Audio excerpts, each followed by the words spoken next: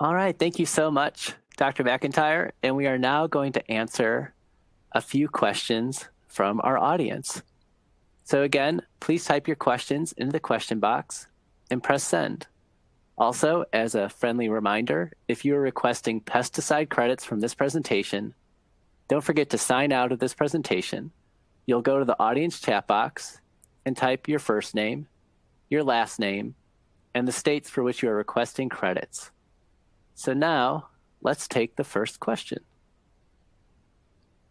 And just a moment. Well, we just have a wonderful comment that says, just great to see you, Jennifer. It's our first question. Thank you. From Michael. And then for the other folks still with us, again, you can put it in the question box or the audience chat box. And we've just really got time for just one or two questions. And Jennifer, as we wait, I don't know if you'd like to just share one main takeaway from your presentation as people are kind of digesting what they just learned. Well, Billy, I think the challenge is that we now have the tools. We know that Cyclospora is causing a substantial amount of illness. We know that the regulators are paying attention to this. It's obviously very high on their radar. They've been visible. They've been vocal in talking about the outbreaks.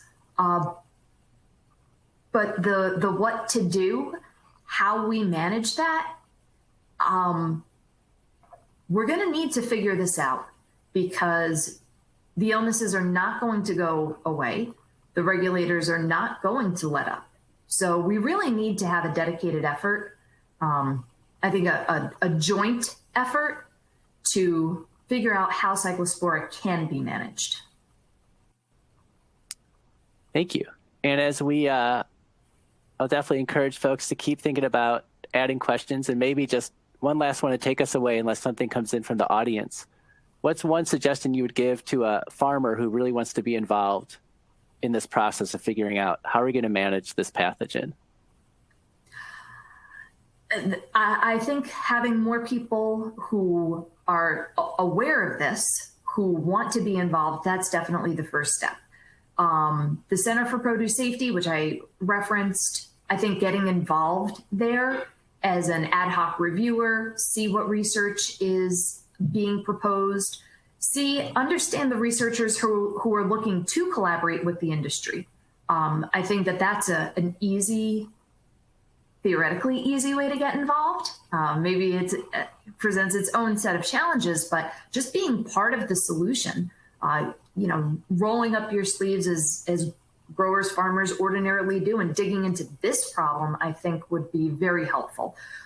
My contact information, hopefully you caught it from the presentation. If not, it should be in the materials associated with the conference. Feel free to reach out to me, whether you're a United Fresh member or not. I think this is a big enough issue that I'm happy to have some volunteers, happy to have some people who can provide that reality check when we're looking at the possible mitigations and possible solutions. So just figuring out, for me, it's figuring out who's even interested. Then we'll see how we can join forces to solve this problem. That's great. Thank you so much. And so just to remind folks, checking out the United Fresh website, there are a ton of incredible produce safety resources on there. And then one last question to end our day. The question is, if we were to test in our facility, where should we look for it? I would not recommend testing in your facility for a number of reasons.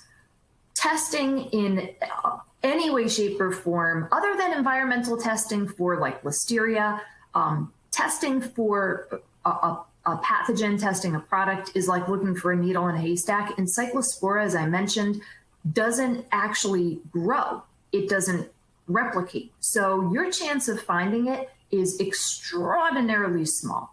And I think that your resources are best put somewhere else. Now, if it's a product that has a long history associated with Cyclospora, if your company has a history of Cyclospora, you may be in a different spot where there's more pressure to test. I still don't think that numbers-wise, statistics-wise, that it's useful, but optics-wise, it may be a tool that can be used to demonstrate that you're trying to control something that, you know, we're not really sure how to control. Where to look?